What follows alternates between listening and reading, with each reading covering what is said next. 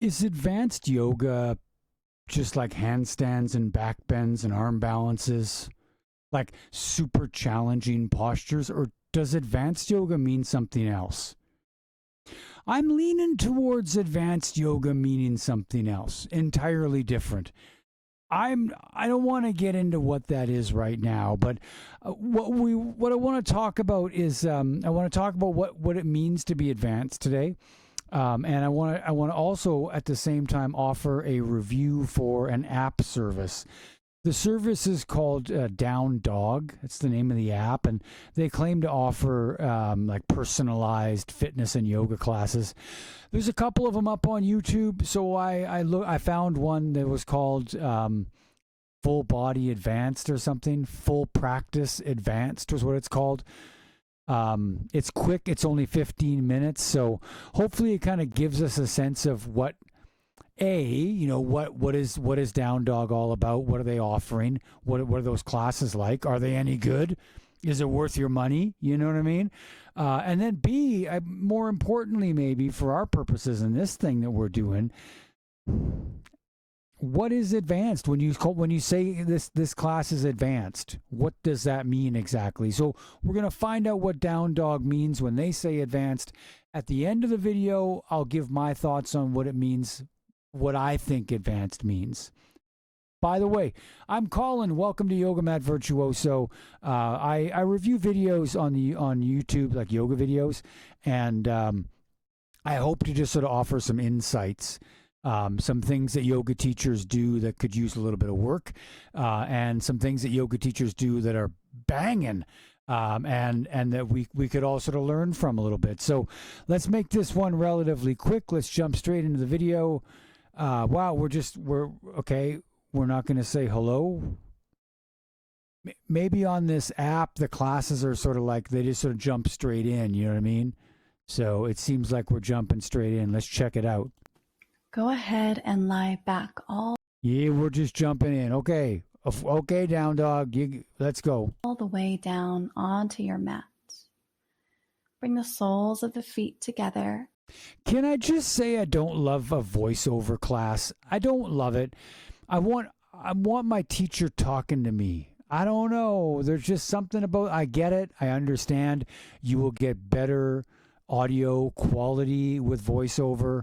You don't have to worry about your microphone placement. You can just demonstrate the class. So absolutely understand. I get it, and I don't like it. It just doesn't feel as real or as authentic, and I kind of want that. I want to feel like I'm in a class when I take a class. And let your knees open wide. I wonder if all the classes are voiceover. I'm going to check some more out and just see, because if they're all voiceover, that to me that's a minus right off the top. Let one hand come to the heart and the other hand rest on your belly. And just let yourself be heavy from that. One hand on the heart, one hand on the belly is a classic, isn't it? How many classes have you taken where the teacher tells you one hand on the heart, one hand on the belly? Let's mix it up a little bit. Maybe could we do like maybe like a hands on the sides?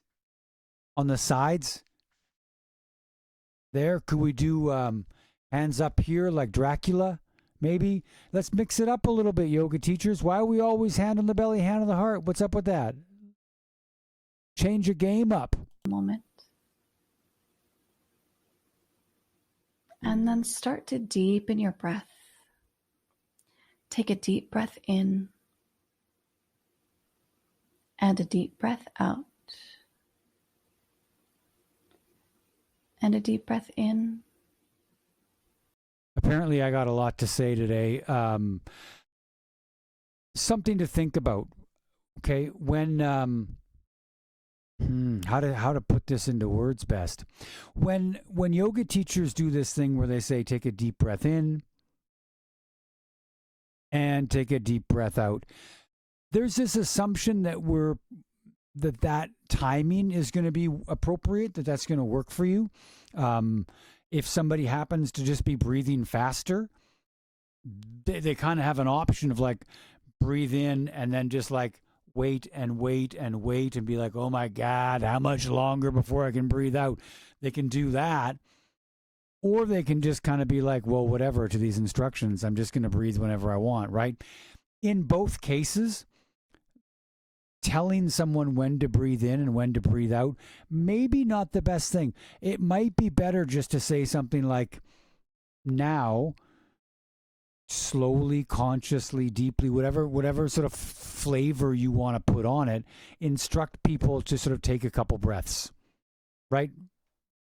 They don't need to, their breath doesn't need to sync up with the classes necessarily, right? That might be a nice approach, a nice way to kind of just like, again, change your game up, right? And we're doing a lot of standards here. Hand on the belly, hand on the heart. Breathe the way I breathe kind of thing. I don't know. And a deep breath out. And one more inhale. And a nice heavy exhale. Bring the knees together and plant both feet on the mat. Send your right foot to the ceiling, then cross your right ankle over your left knee for a figure 4 stretch. If I didn't see this, if I didn't have the visual, I would know what she was talking about. Send your right foot to the ceiling? I wouldn't have had a clue. I see it and I'm like, I know, okay, now I know this one, right? So do you. You know this one, but like, I think sometimes you have to assume that students are not looking at the screen; they're just listening, and you want to think about what exactly do you want them to do. And in this case, she wants you to put your right ankle on your left thigh nearby your knee, and then interlace your fingers around the back of your left thigh. That's just being clear and concise, right? And so that's a good tip for yoga teachers. Review your cues. Okay, review the cue, and make sure what you're saying is what you mean. It's what you say should be able to get the students into the thing without the visual cue. Reach your right hand through the legs and wrap both hands around the left hamstring, pulling it down to increase the stretch. Relax into the stretch in your outer thigh. Sorry, I got so much to say here. If she doesn't talk about what to do with the pelvis, I'm going to have another issue. Take a few breaths here.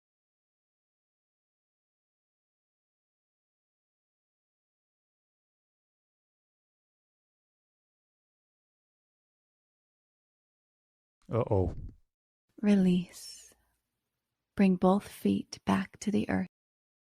Figure 4, left side. Cross the left ankle over the right knee. Weave the left hand in between the legs and grab the right hamstring with both palms. It was like she heard me and she fixed it on the second side, but she didn't say what to do with the hips. And I don't know if you can see this. Look carefully, okay? When she pulls that knee in towards her chest, her tailbone is lifting up, her pelvis is tucking. She's doing like a pelvic tuck, yeah? Her lower back is flattening and her butt's lifting up off the ground. Now, what does this do? Is this a hip stretch? It's designed as a hip stretch. That's the intention. But it's not just stretching the hip, is it? It's also stretching the lower back. It's flattening the lower back and pushing that down. This would be much more effective if she was instructing a neutral lumbar curve. Namely, keep your sacrum on the ground, let the lower back kind of arch up a little bit off the ground, and then the upper back will be down as well. If it's not possible to grab your thigh while keeping a neutral lumbar spine, grab yourself a strap. By the way, are there no props in advanced yoga? I'm curious. I don't see any props nearby. Then relax back and draw the hamstring in. So I'm skipping a little bit because I'm going to get irritated in a sec here.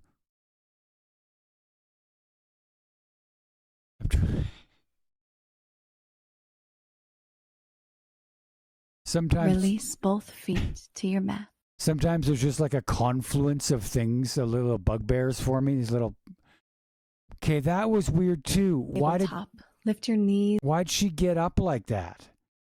That was a very weird way to get up. It was like she sort of that looked like she was sleeping in. That she slept in. Her alarm clock went off, and she's like, "Oh shit!" Right? She had to sort of pop up in the air like that. That was weird too. So far, I'm not loving. I'm not loving it. So far, I'm gonna be open though. Maybe it's gonna get better. She got a nice voice. Her voice sounds nice. How that?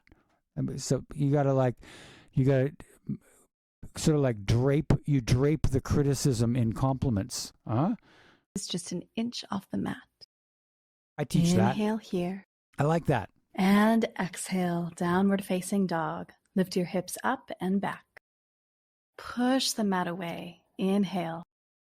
Soften your shoulders. Exhale. Send your tailbone high to the sky. Do you get this inhale exhale thing again? Hey, like why is it important when I'm in downward dog to inhale when you say to inhale and exhale when you say to exhale? Why is that important? Why should I do that? Just tell me what to do. I like everything else. I like hips up and back, push back with your hands. Right? I like these instructions, but why the inhale exhale? Like, just if you know why the inhale exhale, let me know down in the comments. And if you tell me it's to remind people that they should breathe, hey, I got an idea. Just remind people that they should breathe. Just say it. Just say, hey, don't forget to breathe when you're in this thing. Why are we telling people when to breathe in and when to breathe out? I honestly just don't understand. Inhale. Relax your ankles to the mat. Exhale. What? Oh my God, I'm on a tear right now. Relax your ankles to the mat? Which, is it the inner ankle? The outer ankle? The heel? Is it the back? That's the one that probably makes the most sense. But even then, you're not really relaxing the back of the ankle down to the mat, are you? You're extending or sort of reaching the back of the ankle back down to the mat. Maybe it's the front of the ankle that relaxes down. That's not a very good cue. Deep breath in. Have I decided to be extra critical with this video? Is that what's happening? I'm not sure. Deep breath out. Inhale, plank. Tippy toe the back feet. Exhale and lower to the mat. Inhale, cobra. Lift the chest as you pull the mat back. Good cue. Exhale, lower back down, chest to the mat. It was that pull the mat. That's a good cue. Good way to activate the upper back. Exhale, back to down dog. Push through your hands and send the tail high. Inhale, right leg up and back, three-legged dog. Keep the toes pointing down. Exhale, knee to nose. Shift forward so far that you lift onto the tippy toe of the back foot. Inhale, back to three-legged dog. Drive the right leg up and away. Exhale, knee to nose. Draw the knee up and in. Inhale, right leg back to sky. Exhale, low lunge. How many times are we going to teach that? How many times are we going to teach that? That's a lot. That one gets taught. That three-legged dog, take the knee up, back and forth, and then step to a lunge. How many times? Half lift here. Send your crown toward the front of the room.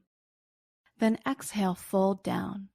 You should feel a deep stretch in your outer thighs and in your hamstring. I didn't see that she crossed the leg. That's kind of fun. Uncross your legs, forward fold. I missed that. Inhale, halfway lift. Push your hands into your shins. Exhale, plant your palms and step or hop back to chaturanga. Inhale, upward facing dog. Flip the feet. An instruction in chaturanga would be nice. And roll the shoulders back. Exhale, down dog. Lift up from the core and press back. Inhale, send the left foot up and away from you, three-legged dog. Exhale, knee to...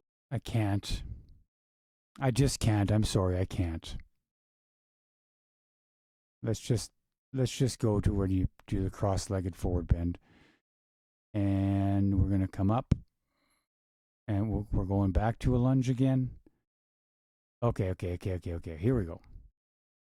Cow. And exhale, cat. Lengthen and bow. Inhale, cow. Exhale back to low lunge. Inhale, high lunge, arms to the sky. Relax the shoulders down. Exhale. Flex and straighten the back leg. Inhale. Arms stay by the ears. Exhale, lean the torso forward. Find warrior 3. Take the chest forward and inhale, lift the back leg up. Breath out, soften the gaze on a single point. Inhale, find cobra in the upper body. That back foot. Let's be asana picky. Okay, this is an advanced class, so let's be picky. Do you notice that her back foot the back leg is externally rotated a little bit? And as a result of that external rotation in the back leg, that hip is sitting up higher than the hip on the standing leg. What she wants to do here actually is internally rotate that back leg so that her toe points straight down. Then she'll have the right and left hip level, and then we'll be in properly into Virabhadrasana 3. If you're going to be advanced, okay. If you're going to be advanced, if we're going to say this is advanced, it's advanced yoga, then let's be real about something, okay? When you say advanced, what you should be saying is these instructions are going to demand a lot from you. They're going to be difficult for you to follow. It's going to be hard, right? Now, there's more to advance than that, but that's the way most people are thinking. It's going to be a challenging class. If it is going to be a class like that, we should probably work on the demonstrations a little bit so that we're showing the students what to do. Because a demonstration like this, I'll be straight with you. This is really, really nice. It's a nice pose. I'm being a bit of a jerk. It's a very nice posture, but there is this little external rotation in that leg. The toe flares out to the side. Let's see if she fixes it. Move the shoulder blades together and open across the chest. Anchor through the standing foot. Breath out. Press it down into your mat. Big inhale. Get even longer from the crown of the head through the back heel. Exhale. Release everything down. Hard to hold that posture for as long as she did, so that's difficult. Fold. Urdhva Hastasana. Inhale as you reach your arms tall, softening your shoulders down your back. Exhale and spill over your legs. Inhale halfway. Dig in the use of Sanskrit. That's nice. Low lunge. Again, Inhale, like cow. that use of Sanskrit could also fit in that category of advanced because now we're actually learning language in addition to learning asana. And that to me would qualify something as being advanced. So kind of into that bit. The cow lunge. And exhale, cat. Inhale, cow. Exhale, return to low lunge. Inhale, high lunge. It's funny, there's some things she does that are fast. Like when she goes, I don't know if she was using the Sanskrit, she was like talking about cat-cow. When she goes from that lunge and presses back to, it would be Parshvottanasana. That's like you really can see the hip lift on this side. When she does it on this side, you can really see it a lot more pronounced. But when she presses back to straightening the front leg, she kind of kicks herself back fast, like a fast move. She gets up, like her alarm went off again. But then sometimes, like when she comes up into Warrior 1, it's very sort of slow and gentle. So that change of pace is really interesting to me. You can all see what I'm talking about. Oh, that was also much, much shorter than it was on the first side. My suspicion is that leg is not as strong, that she struggles to hold that one, and so she rushed the second side. That's my guess. That's a yoga teacherism. Asana. Stand tall. Figure 4 chair pose. Cross the left foot over the right knee and take a deep breath in. Exhale, sink the hips back and down. Inhale, lengthen your spine. Exhale, twist to the right. Hook your left elbow in the arch of your foot and bring your hands to a prayer.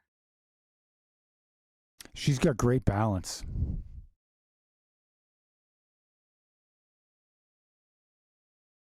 Stay here or find grasshopper. Root your hands down. Gaze. I was just about to say, I wonder if she's going to turn this into an arm balance. It just seemed like it was going that way.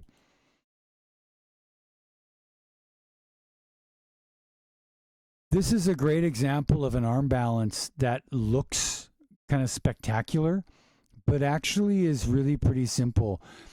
If you have the hip mobility for it, if the hip mobility is there, this is not that hard of a posture. It is difficult to get this left leg here, that top one that's bending. It's difficult to get the foot up onto the elbow. That's the hard part.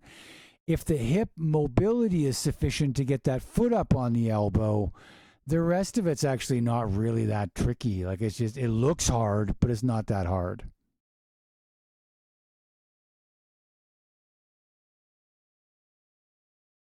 Take a deep breath in. Exhale, gently release the feet to the mat. Find forward fold. Inhale, circle sweep arms to sky, Urdhva Hastasana.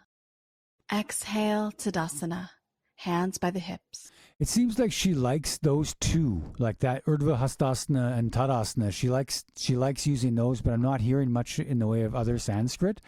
So that's kind of odd to me. Like why are we limiting ourselves? Some things are in Sanskrit and some are not. Figure 4 chair pose. Right foot crosses over the left knee. Inhale here. Exhale, sink back and down. Take a deep breath in. So you wouldn't need to use figure 4 chair pose. You could say Utkatasana. You could say Ekapada Utkatasana, the 1 foot chair pose. You could say Parshva Ekapada Utkatasana, right? Or Parivritta Ekapada Utkatasana. Right, so you can still use the Sanskrit even when it's more challenging to do so. It's difficult, but yeah, this is, you can see this this right foot is up on her right elbow, and that's the hard part. That really is. And again, shorter, much shorter on one side than on the other. So that's odd. Inhale, circle sweep arms to sky. That's the kind of thing that happens in a live class pretty frequently, but usually if you're doing a recording, that's something that a producer would catch. So now I have questions about the app. Take a deep inhale and puff up your upper back. Then exhale, step or float back to chaturanga. Inhale, upward facing dog. Open your chest. Exhale. I mean, she said step or float, but she did neither. She kind of kicked her legs back and hoped for the best. Exhale, down dog. Lift up from the core. Come to a seat. I'm not sure what lift up from the core means either. I don't know. I'm not quite sure what that instruction means. With your legs out in front of you. It's honestly, lift up from the core sounds like something that you were in a yoga class one time and the teacher said it and you were like, that sounds like the right thing to say, so that's what I'm going to say. Talking about core engagement is good. Yeah, so we'll do that. That's kind of what that strikes me as. Like, for want of more particulars, I'm inclined to think this is like just a yoga teacherism, lift up from the core. Do you mean pull your ribs in? Do you mean pull your navel in a little bit? Is that the lift up? Is that the core? Is the core the abdomen? Or is the core the pelvis? We lifting the pelvis up? That's a different thing altogether. So I'm a little I'm unclear. I'm fuzzy on that. Draw your right knee into your chest and lay your left leg flat on your mat. I know I'm being really critical here, but I'm hoping that by being like what I'm hoping to do is to not be mean to her. Please don't think that I'm trying to be mean to this yoga teacher. I'm not trying to be mean to the yoga teacher. I'm trying to use a public document as tape. In the same way that a football coach looks at tape and reviews the tape, okay? If you are on a football team, the coach reviews the tape and they're like, okay, when the ball was snapped, your feet were in this position. They should be in this position instead, right? They review the tape in order to get better and work on details. I'm trying here to review the tape. I'm trying to look at what does she say, what does she do, what works, what doesn't. So not about being mean. That's kind of an interesting variation there. Not about being mean or judgmental. Don't take it that way. If you're taking it that way, you're taking it wrong. This is meant to be a critical review, and the hope is that this is really helpful stuff because we can actually start to interrogate ourselves and the words that we choose to use, the scripting that we use, and the cueing that we use, and by examining this with a critical eye, we can get better. We can give cues that are much more effective. I hope that's what you're getting from this. Exhale, twist. Let your left shoulder pull back. Let each inhale create space and length. Let each exhale deepen your twist. So even that, so I'll keep on going. Let your left shoulder pull back. Where's back? Is back, does that mean pull my left shoulder blade in towards my spine? Does it mean like literally just take my shoulder and like move it back like towards the wall behind me? Without more specificity, it leaves us wondering as students. We just don't know what she means. We need to know. Next to your right. Fast move there. Supine. Slowly lower your back to the mat. Draw both knees into your chest and squeeze. There is a real yoga teacherism, eh? Did you hear it? Into your chest and squeeze. Sounds like that the mean guy from Harry Potter. What's that dude's name with no nose? I can't remember his name. And settle in. Potter. Okay, we're into Shavasana. Nice long Shavasana. Looks like it's about a 3-minute Shavasana, so that's awesome. Big fan of that, down dog. Way to go. Way to rock it. Way to rock it, down dog. You did it. All right. Well, look, like I said, I was critical there. I was very picky, and I would say bordering on a little harsh with my criticism. Okay. But that's not without reason. You have to review the tape. And I'm telling you right now, on YouTube, we have thousands of hours of tape. There are thousands of hours of recorded yoga classes. That is all data that we can use as yoga teachers to get better. Why are we not using the tape? Why are we not reviewing the tape? That's what this channel's all about. Review the damn tape. Okay? So, look, overall, I would say I'm not sure that the producers of Downward Dog are necessarily providing the teachers with the kinds of instructions that they need. When you're teaching a class, you are much, much more likely to demonstrate the pose, like the side of the pose that you're good at for longer, and the side of the pose that you're not good at for not as long. You just are. It's fine. We all know that, right? As a producer of a video, though, that's something that I am absolutely watching for. I got my eye on, and I'm looking for symmetry. In fact, I'm probably timing it. As a producer, as a yoga teacher, I've seen yoga teachers start like timers on their watch. I think that's ridiculous. I don't know how you manage that. If you do, good on you. But like that, I cannot imagine doing it. But as a producer of a video, you could do that. So the producers of Downward Dog, those videos, I feel like they might be missing some stuff. Okay, and it makes me wonder now, what else are you missing? Why the voiceover? Why can't we just get the authentic voice from the teacher, as though we're in a yoga class? I understand better quality, but I don't really want that. And then so that's about the app. Based on one video, I don't know. I'm not sure I would recommend it. Okay, but but that's based on one video. So, don't come at me if you love Down Dog as an app. Go ahead and love it. It's fine. Do your thing. I don't care. As a class, I think there was so much stuff in there that we could learn from. There was so much stuff. The breathing thing, I think, is huge. I think that's so interesting to study. Why do we tell people inhale, now exhale? What are we doing that for? Like, why? All kinds of interesting cueing going on. Selective use of Sanskrit. And then getting back to what I said I was going to talk to at the end. Advanced yoga. What is it? Based on that video, advanced yoga means back bends. No, I lied. All she did was upward dog and cobra. Arm balances. That was the difference. Okay? You take those arm balances out of that class, and now that class is just like any other sort of vinyasa flow for beginners you can find on YouTube. The arm balancing was the difference, and there was two of them.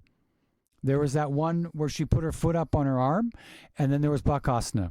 There was crane, right? That's it. Do two arm balances make an advanced class? I'm not 100% sure.